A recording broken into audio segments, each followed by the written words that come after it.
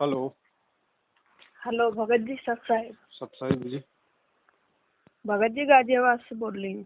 जी बहन बोलिए।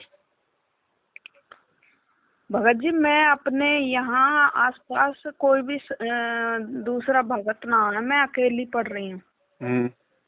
और मैं भी आपसे जुड़ना चाहती हूँ। तो इसके लिए क्या करें? देखो, जुड़ने का मतलब तो यही है कि सच्चाई समझ में आ गई है तो बस हमने इन लोगों का साथ छोड़ देना है, अपनी भक्ति क्रियाओं को ठीक करना है, परमात्मा से समय याचना मांग लेनी है। आज से पहले जो भी जाने अनजाने में गलतियां हुई, आगे से बिल्कुल अपना सावधान होके चलो। और बाकी हमारे व्हाट्सएप के कुछ ग्रुप बने हैं तो दास आपका नंबर उनमें जोड़ देगा, सब सूचना आपको मिलती रहेगी जी।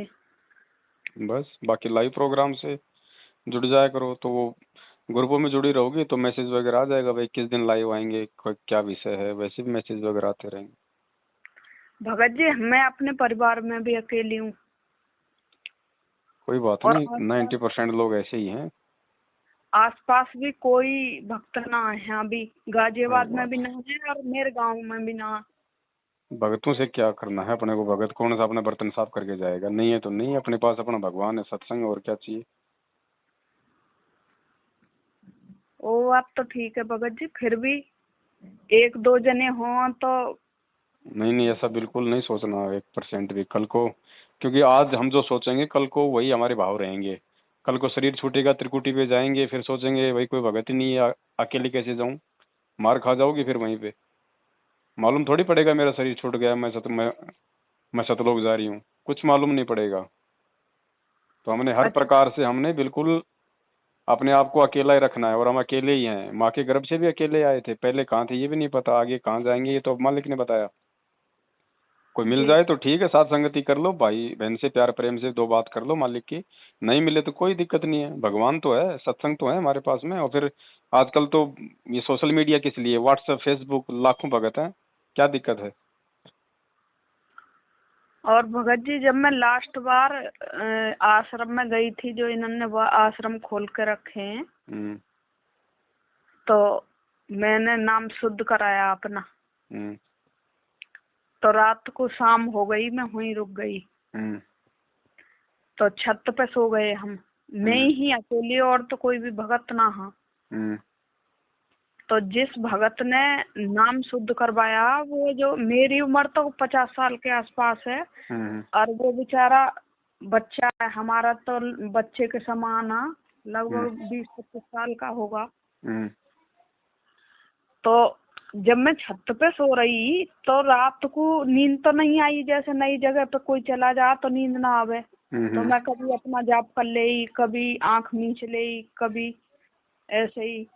तो सुबह के 4:02 हो रहे, मैंने इसमें टाइम देखा फोन में, तो मेरी आंख लग गई। मैं जैसे करवट लेकर मैं थोड़ा और सोने की कोशिश कर रही, और मैं कौन उठे 4 बजे, कोई नहीं उठता, 6 बजे से पहले कोई उठता ही ना शहर में। तो मैंने क्या देखा, एकदम कि थोड़ी सी ही झप्पी लगी होगी, कि वही जो भगत जिसने मेरा नाम शुद्ध करवाया, और उस घर की जो भक्तमती है, जहाँ नामदान केंद्र है, वो भक्तमती तो मुझसे ये कह रही है कि चलो ऊपर चल रहे हैं छत पे। मैं उसके पीछे पीछे चल रही हूँ। तो वो जो भगत था, उसने मेरे पीछे से दोनों कंधा पकड़ लिए और वो मुझे दूसरी तरफ को ले गया है। तो मैं यो कह रही हूँ, मन की झीना तो इधर नहीं है, ये कहाँ लेके जा रहा है। तो फिर उसने जो मेरे दोनों कंधे बहुत जोर से भींचे, तो मैं जो एकदम गुरुजी ने याद करने लग गई हूँ। तो एकदम उसकी पकड़ भी ढीली हो गई है, और फिर मेरी आंख भी खुल गई। तो मुझे ऐसा आभास हुआ कि जैसे गुरुजी कुछ संकेत करना चाह रहे हैं कि ये काल का दूत है, यहाँ मत आओ जी। और फिर मैं वहां से आ गई। तो शाम को मुझे बुखार चढ़ गया आते ही। मैं कई दिनों तक तो बिल्कुल बेहोशी में रही, बुखार इतना तेज आ गया। और फिर मैं 2 दिन हॉस्पिटल में रही। फिर मैं हॉस्पिटल से आने के बाद मैं उसी बारे में सोचती रही, मैं कुछ ना कुछ तो गड़बड़ है कि जो ये नामदान केंद्र है जो पवन भगत जी बता मैं वो फर्जी है सच में। तो फिर मैं ऐसे ही सोचती रही, मैं आपकी वीडियो भी सुनती रही। फिर मैंने मन में अपने में डिसाइड कर लिया कि मुझे अब वहाँ जाना नहीं है। तो 8-10 दिन पहले की बात है, गुरुजी आए, मैंने उनसे दंडवत प्रणाम करी है। तो गुरुजी ने अमृत जल पिलाया अपने हाथ से मुझे जी। पर बोले कुछ ना, आशीर्वाद दिया और अमृत जल पिलाया। तो मुझे ऐसा लग रहा कि गुरुजी ने मतलब हमें माफ भी कर दिया। अब भगत जी हम इतने दृढ़ भक्त ना बन पाए जब ये बरवाला कांड हो गया जी, हमें सत्यनाम ना मिला वहाँ से। मैं प्रथम नाम ही मिला वहाँ जी। सत्यनाम तो फिर हमने इसी नामदान केंद्र से लिया। तो अब हमें जब जानकारी नहीं थी, आपकी वीडियो देख देख कर हमें जानकारी हो रही है जी। तो अब हमारे मन में ये बात आवे, हम बहुत से भक्त, अगर किसी भक्त का फोन भी आ जाए या कोई मिल जाए तो हम उससे यही सवाल करें मन कि जब गुरुजी आश्रम में है, जब तो वे ऐसा कोई भी आदेश ना करे जो ये रोज के आदेश निकल रहे हैं जी। और जितने भर भी इन्होंने पहले से आदेश निकाले, जब तक हमने आपकी वीडियो भी ना देखी कि जैसे किसी रैली में जाना है और किसी को ज्ञापन सौंपना, किसी कहीं धरना प्रदर्शन करना है, तो हमारे मन में ये बात गलत आ गई पहले से ही। मैंने कभी ऐसी चीजों में भाग ही न लिया। कुछ 2-4 बार मैं बस पुस्तक सेवा करने चली गई, फिर उसके बाद में मैंने पुस्तक सेवा करनी भी छोड़ दी। लेकिन भगत जी हमें गुरुजी कभी 8 दिन में, कभी 15 दिन में, कभी महीना में, सपने में हमें खूब दर्शन दिए हैं गुरुजी ने। पर हम जो अब समझ पाए कि सच में ये नामदान केंद्र फर्जी है जी। ये कौन से नामदान केंद्र की घटना है? ये बुलंदशहर की है। अच्छा अच्छा अच्छा। और अब जब मैं नाम शुद्ध करवाने गई तो वो बोले कि सोने और चांदी की सारी चीज निकाल दो जब नाम शुद्ध होगा। तो मैंने कहा सोने की तो मैंने सुनी भी ही गुरुजी के मुंह से, लेकिन गुरुजी फिर भी जब आश्रम में सब भगत, तो फिर भी नाक की लौंग ऐसा तो नहीं कहते थे कि नाक की लौंग भी मत पहनो। वे यूँ कहे ज्यादा हार श्रृंगार करने की जरूरत ना है, जो साधारण तरीके से भक्त को रहना चाहिए ऐसे रहना चाहिए जी। और उन्होंने चांदी वांदी की भी चीज निकलवा दें कि ये भी नहीं पहननी है। तो हमें तो ये सारी चीजें ये अजीब लग रही हैं जी। गुरुजी ऐसे आदेश कभी ना कर सकें। अब ये बताओ कि जो नई जुड़ने वाली पीढ़ी है हमारी, वो जब इन चीजों को सुनेगी तो वो तो पहले से पहले ही दूर हट जाएगी। सही बात है।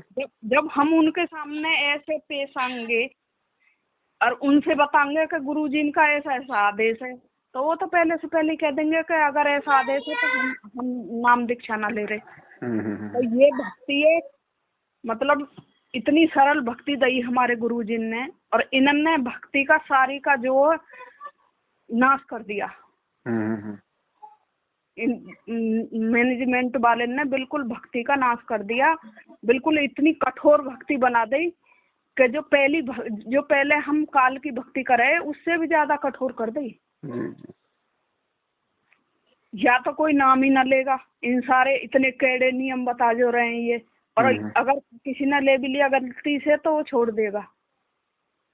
ये चीजें क्या है ना बहन, परमात्मा ने कभी भी इन चीजों के लिए फोर्स नहीं किया है। मालिक ने सत्संगों में जिक्र जरूर किया कि भगत को सोना नहीं पहनना चाहिए, लेकिन वो उन आत्माओं के लिए है जो आत्माएं मतलब ज्ञान को आधार बना चुकी हैं, क्योंकि जो ज्ञान को आधार बना पाएंगे वही इन चीजों को छोड़ पाएंगे। उसके बाद तो उनको ये शरीर एक मिट्टी नजर आएगा, तो मिट्टी पे क्या सोना पहनना क्या चांदी पहननी। लेकिन एक नए भगत के सामने तुम इस तरीके से दबाव बनाओगे तो फिर वहां दिक्कत हो जाती है। हाँ, यही बात मैं कहना चाह रही हूँ भगत जी। मैं नई भक्त ना हूँ, मैं तो जो 7 साल से भक्ति कर रही हूँ।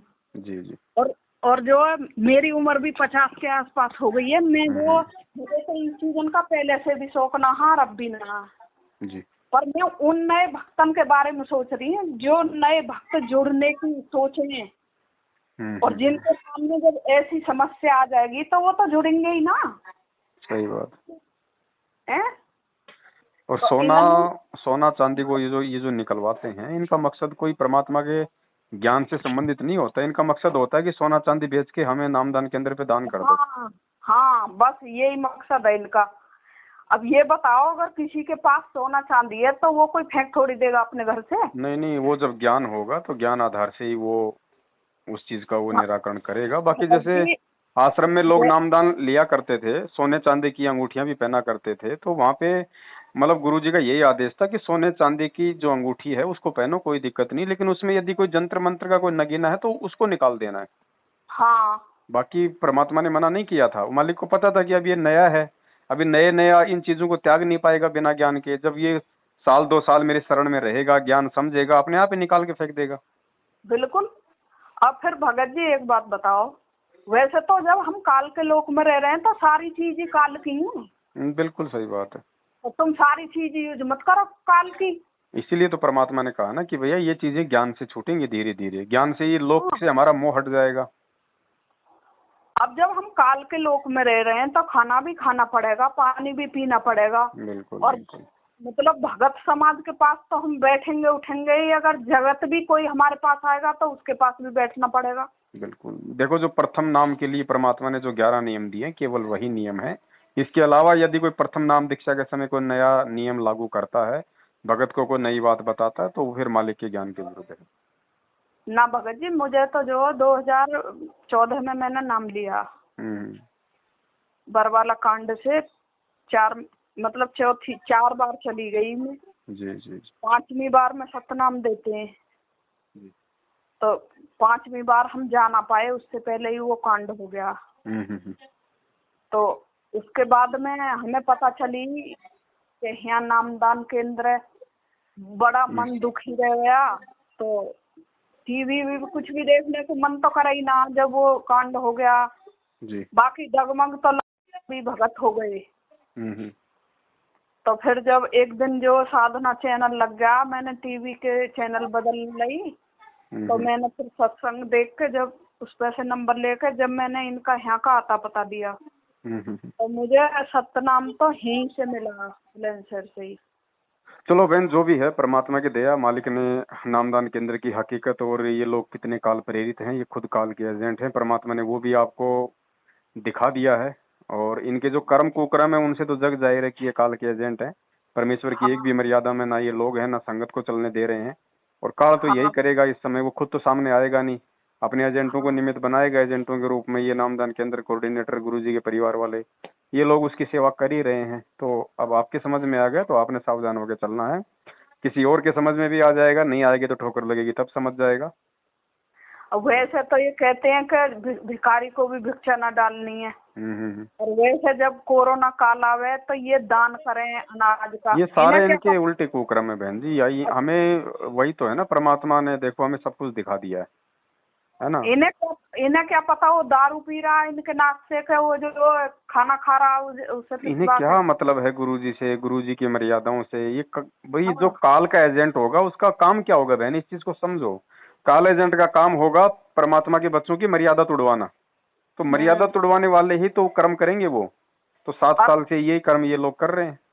और किसी से पूछ लो ना भगत जी कि ऐसा तो भगत जी कभी आदेश नहीं देते थे। जैसे बहुत से भक्तन को सार नाम मिल गया, तो एक भक्तमती से मैंने पूछा, मैंने कहा अब तो गुरुजी की तो तुम्हें कोई आवश्यकता ही ना बची जो सार नाम मिल गया तो। सही बात। तो फोन काट के भाग गई, बोली हमें तो ऐसी बातें सुनने में भी पाप लगेगा, हमारा नाम टूट जाएगा, हम सुनना नहीं चाहते। मैंने कहा सच्चाई से भाग रहे हो तुम। तुम सच्चाई से भाग रहे हो, सच्चाई सुनने की तुम में हिम्मत ना है, इसलिए तुम जो नाम का बहाना लेकर भाग जाओ। सही बात।